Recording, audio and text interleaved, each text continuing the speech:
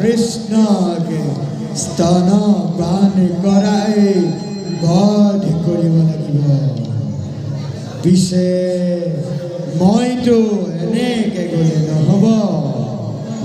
মই এজনী দীপলিপি সুন্দৰী হৈ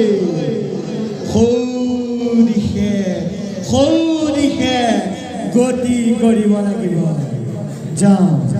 যাওঁ মই কংস মহাৰাজাৰ আদেশ পালন কৰোঁগৈ।